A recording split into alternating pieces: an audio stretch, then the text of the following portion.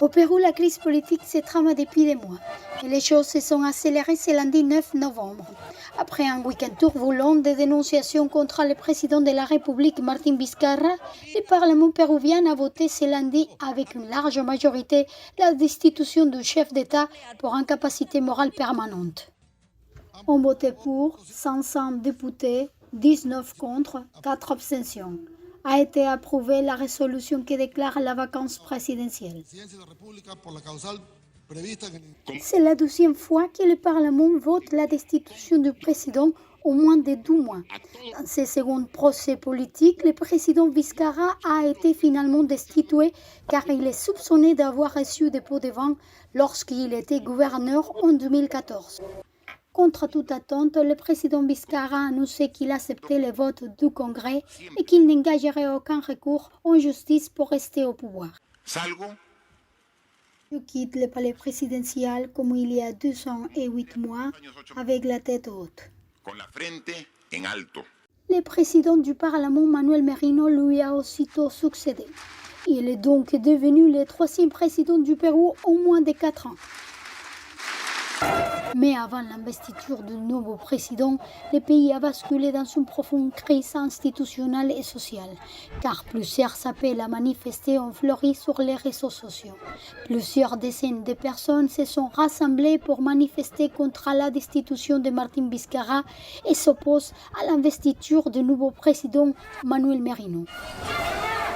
On est venu à dire non, non à cet abus, non à cette injustice contre le peuple.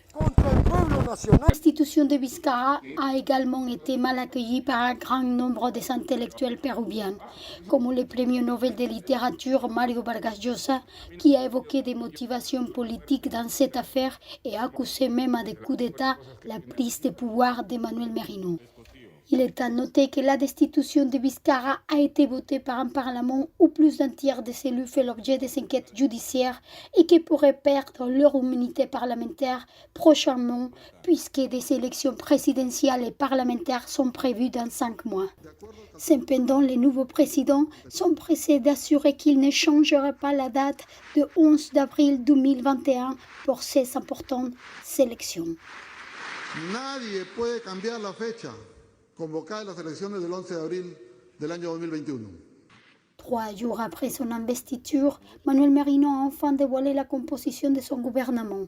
Un exercice qui s'est révélé un vrai casse-tête pour le nouveau président, faute de candidates prêtes à accepter le poste.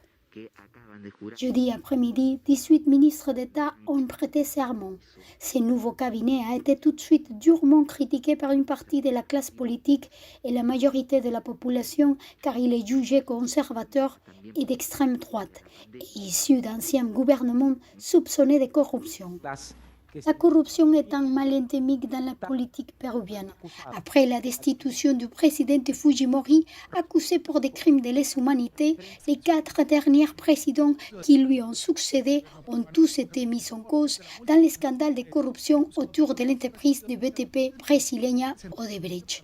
Cette affaire qui éclaboussait l'ensemble du Pérou a même conduit à la mort de le président Alan Garcia, qui s'est suicidé en 2019 pour échapper à la justice.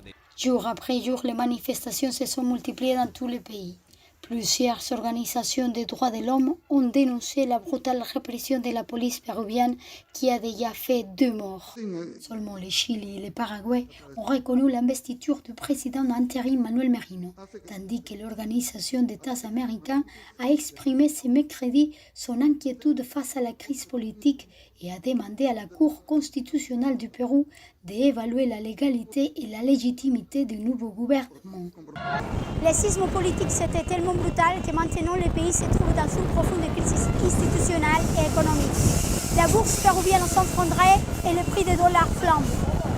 Avec la camarade de Gladys Bojorquez de Lima, Pérou, Patia Arroyo pour News Contribution.